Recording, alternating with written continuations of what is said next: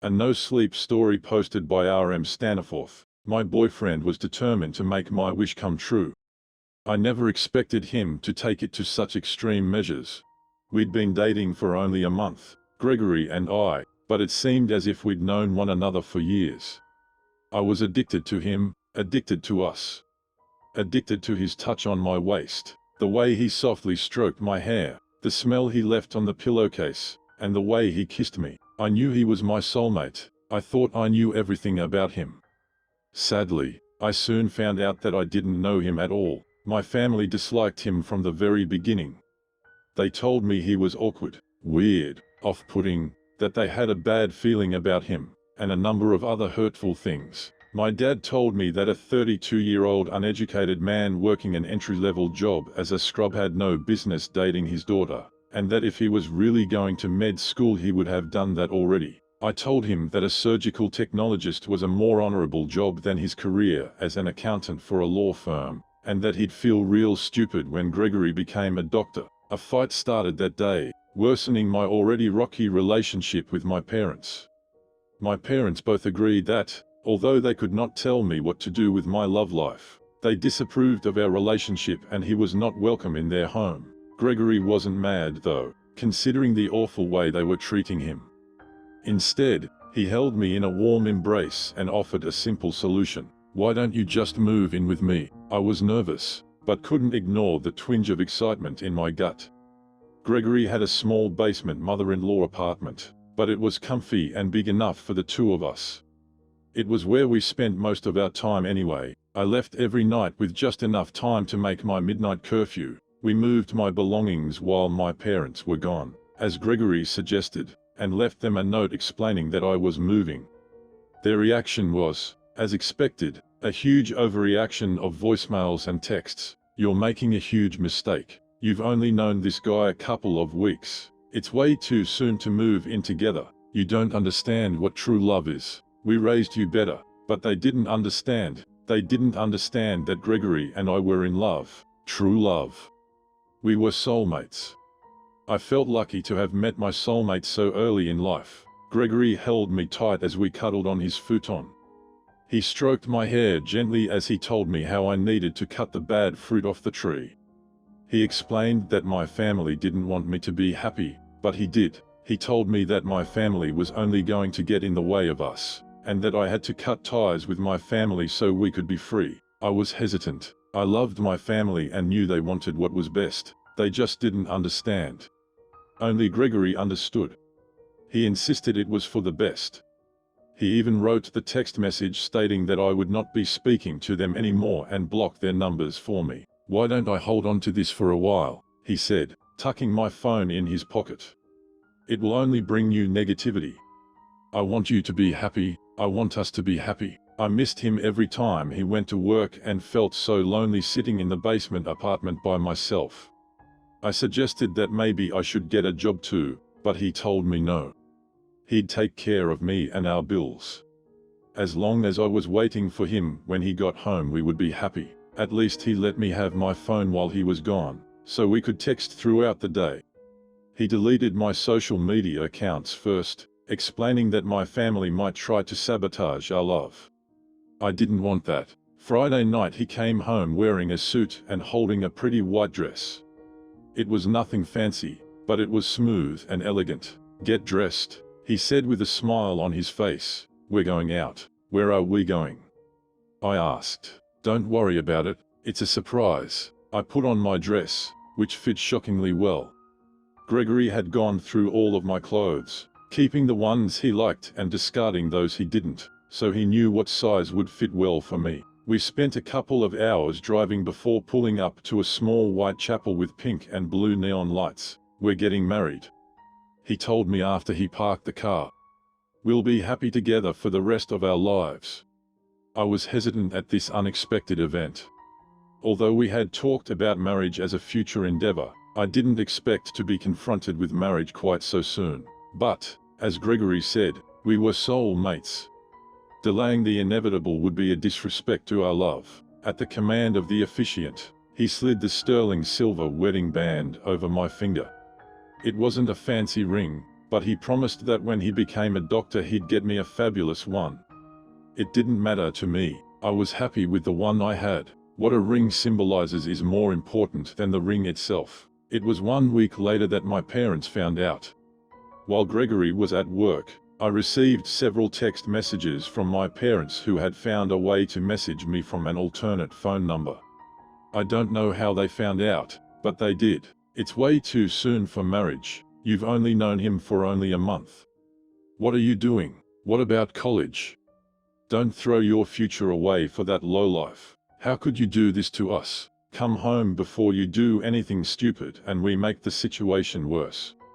We have a lawyer who can make this like it never happened. He's manipulating you. By the time Gregory returned home my eyes were stained pink, the skin around them raw and puffy. I cried again as I showed him the egregious things my parents had said. Gregory was so upset that he took my phone, reading the messages again with an indignant expression.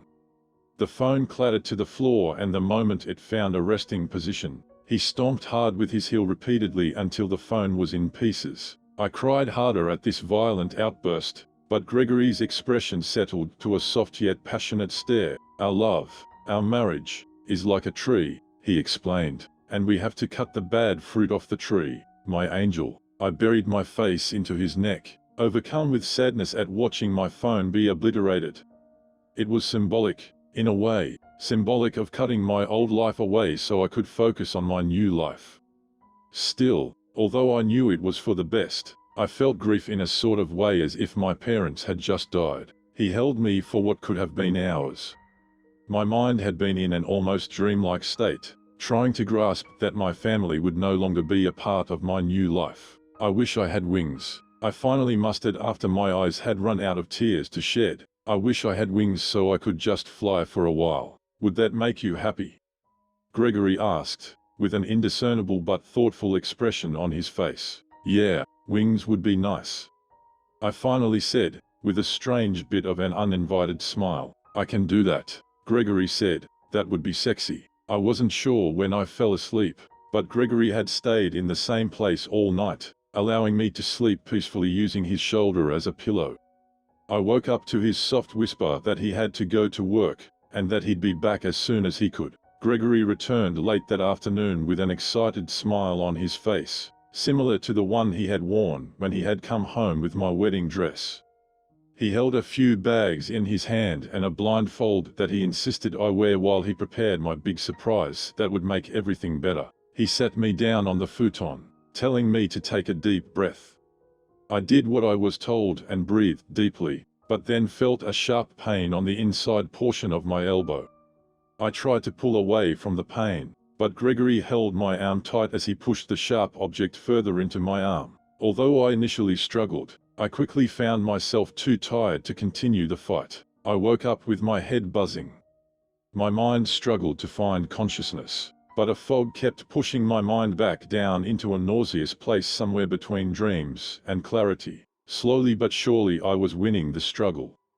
Awareness and sensation eased into me, and I realized that I was face down on the futon completely nude. Although a blanket covered my lower body, my torso from the lower back up was exposed to the cold air blowing on me from the air conditioning vent above. I tried to move, to pick up my head and wake myself up, but a series of sharp intrusive pains forced me to freeze, wishing for a return to the dull but painless sensations from moments before. But it was too late. All I could feel was pain. A sharp but lingering pain up both sides of my spine to the base of my neck, and down the back of each arm to my elbows. It was a threatening pain that promised retribution for any movement I dare make. My senses came back to me with vengeance. My heart felt as though it were trying to break my sternum while my chest refused to expand to let in enough air. Panic set in as I tried to breathe and move, but for every breath and movement I attempted, I was punished by a sensation of ripping across my back and shoulders as if my skin wanted to detach itself. Hey, hi, settle down.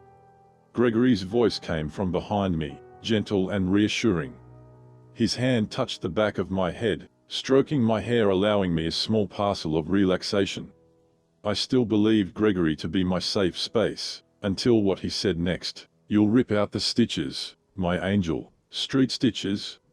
I asked with a shaky voice, grimacing at the revelation. Why do I have stitches? Gregory kneeled beside me and placed an icy hand on the side of my face. His eyes were wide and excited, an expression that I once believed to be passionate love but could finally see was one of madness and insanity. Your wings, Angel. I gave you your wings, he said, with the excitedness of a child on Christmas morning. I attempted to speak but had not yet grasped what he meant. My mind kept shifting from possibilities of what he had done, to doubt that he could have done that to me. The result was an indecipherable mess of stuttering. Shhhhh, Gregory said, putting his finger to my lips, barely able to contain his pride. I'll show you. He showed me a picture on his smartphone. In the picture I was unconscious, lying face down on the futon. On my back were, just as Gregory had said, wings. The shape and size of the wings matched the pain I could feel, stretching up both sides of my spine and across to my elbows. Imperfect overlapping rows of medium-sized white feathers covered the wings from top to bottom. Isn't it perfect? Gregory asked, a shaky tear ridden. What did you do to me? Is all I could muster. This is what you asked for, Angel. You could be a little grateful, you know. Gregory scolded me as if I were a toddler refusing to eat dinner. He explained what troubles he went through to make this happen, troubles that he thought I should be more appreciative about. He stole anesthesia, a stitch kit, and actual human skin grafts from the hospital he works at. He cut them into the shapes of wings, stitched them onto my skin, and glued feathers he purchased from the craft store. I was crying again, which caused Gregory to become more agitated. The angrier he became, the more I cried, which in turn made Gregory dangerously angry. I pleaded through my tears for him to just take them out and let me go home, my real home, to my parents. Before I knew what he was doing, Gregory's hand had struck my face with a hard slap. His palm connected with my jaw, causing my vision to flash, albeit momentarily. We are married now, Angel. This is your home, he yelled, his brow creased with fury and angry finger pointed at my face. I tried to get up, fighting through the pain of the stitches pulling and ripping through my skin, but Gregory grabbed me by the hair and slammed me back down onto my face. Before I could try again, I felt another needle pierce my arm. I don't know how long I was out for, but after struggling for consciousness a second time, the early morning light was filtering through the drapes. The sharp pains had intensified and were coupled with an incessant soreness across my entire back. I tried again to move but found that I was restricted not just from the pain, but from the tight restraints that squeezed my wrists. Thin rope, the type a hiker uses on those woven bracelets, was tied so tightly around my wrists that my fingers had pins and needles. The other ends were tied to the frame of the futon, with no slack. Gregory sat in a chair beside me, his expression softened but still maniacal. I flinched when he reached out and touched my face, but instead of hitting me, he softly caressed my cheeks. Now, it's okay. I'm sorry I got angry earlier. I'm sure you were shocked, and that's okay. But look, you're my angel now. I gave you angel wings and it's sexy. I asked him to untie me, telling him that it hurt but was careful not to anger him again. Gregory refused, saying that I needed to stay still to allow my sutures to heal. You need to get healthy, my angel, so you can focus on being healthy for the baby. The baby? I asked, terrified of where this was going but scared to make him angry again. We're going to have a baby, he announced with a big smile while undoing his pants. I know that will make us happy. No, please, not right now. I'm not ready. I don't want to be pregnant and I'm not ready to be a mom. I cried. You are ready to be a mom, he told me confidently. I objected again, but he pulled the sheet off of me and did it anyway. After he was done, and was ready to leave for work, he pulled a syringe from his bag, but I told him I felt fine and asked him if he could just leave the TV on for me. For good measure, I told him I loved him and puckered my lips for a kiss. It disgusted me to kiss him, a sensation I previously loved, but I knew that if I had any chance at escaping I would need him to trust me. Thankfully, he put the syringe down before leaving, but not before putting duct tape across my mouth. I waited for at least 30 minutes after he left before I dared to move, but after I was sure he was at work I started my escape attempt. I pulled at the ropes, gritting my teeth through pain, wriggling my hands as much as possible trying to get the knots to loosen. With each pull, the rope strangled my hand more until pale fingers throbbed and the blood from my wrists soaked the futon. I realized that my attempts were not only futile but counterproductive. What I needed was something sharp, but I had no way to get to move and get anything sharp. The only cutting tool I had available to me was my teeth. I pulled from my already aching wrists, crying out as the cord cut further into the flesh. My skin tightened across my back, bringing searing pain through the sutures. The stitches pulled with a twinge, threatening to burst through. I felt some of the sutures rip through my skin, but I grunted through one final painstaking effort and my mouth was finally close enough to my hands. I rubbed the edge of the duct tape against my hands, smearing blood across my face, but a corner of the tape came free. I rubbed again and again until my mouth was free and bit into the rope. Instead of the rope, my tooth sank into the cut that already plagued my wrist. I cried out in pain but bit at it again, sinking my canine tooth into the cord and ripping away. It didn't do much, but it was enough to give me hope. I bit again, and again, and again. Finally, I managed to free my right wrist. Although I could barely move it, blood painfully surged back into my hand and fingers. It took a few minutes until my hand was functional enough to start working on the restraints on my left hand. But between my hand and my teeth the rope soon released and I was free. It was already well into the afternoon.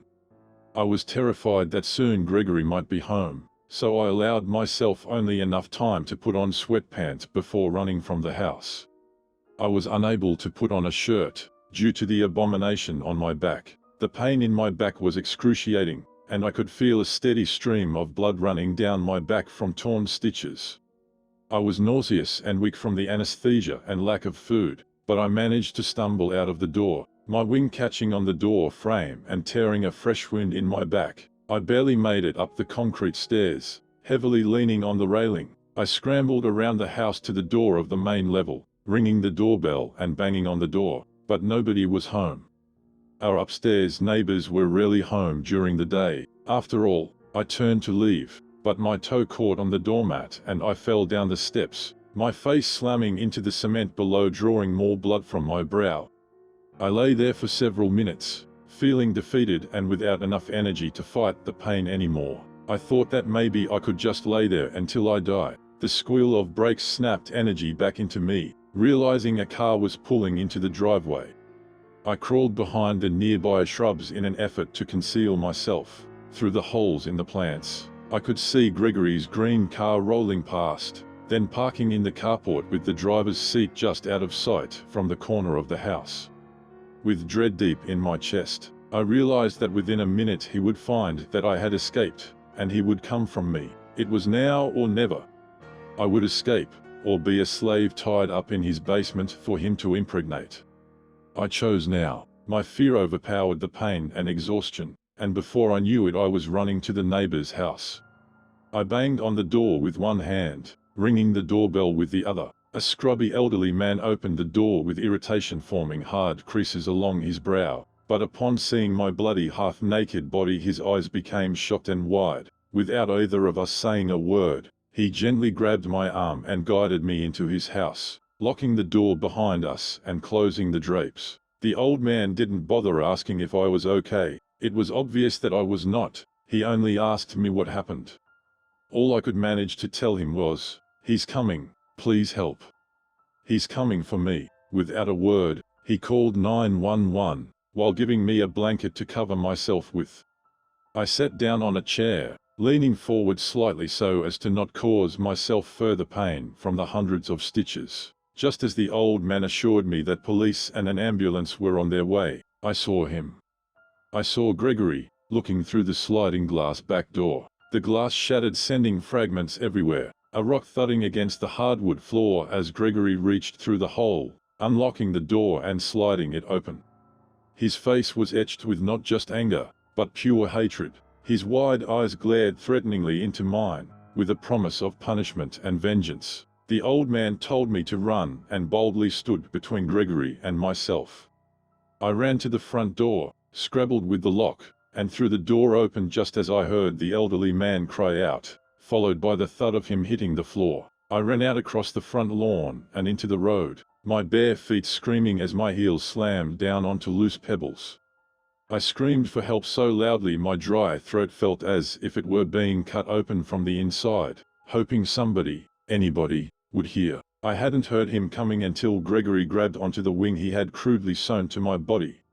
I could hear and feel my skin ripping from my back as the wing detached completely before my head was ripped back from Gregory's grasp on my hair. A hard hit to my head caused a flash in my vision, and when I could see again the hot asphalt was burning into the fresh open wounds of my back. Gregory stood over me, my throat already closed from his crushing weight. "Till death do we part, Angel, and that will be the only way we part," Gregory grunted, using all his strength to make sure I would never breathe again. I clawed at his hands, desperate for air, desperate to live long enough to see my family one more time. With a sudden and thunderous boom, Gregory's head disintegrated into unrecognizable and misshapen mush. Air painfully rushed back through my throat while thick hot blood covered my face and torso. The old man softly grasped my hand, putting his shotgun aside. I tried to speak, but he gently shushed me. I could hear the sirens nearby, so I surrendered the pain and exhaustion knowing that my nightmare was over. I woke up in the hospital, thankfully wingless, with my parents at my side. With their help, I've been healing, physically and emotionally. The elderly man that saved me was also hospitalized for a minor brain hemorrhage, but he too will be okay. My family wasted no time forgiving and helping me heal. The scars on my back though, the ones in the shape of the wings I had wished for, remind me every day to trust nobody but myself and my family.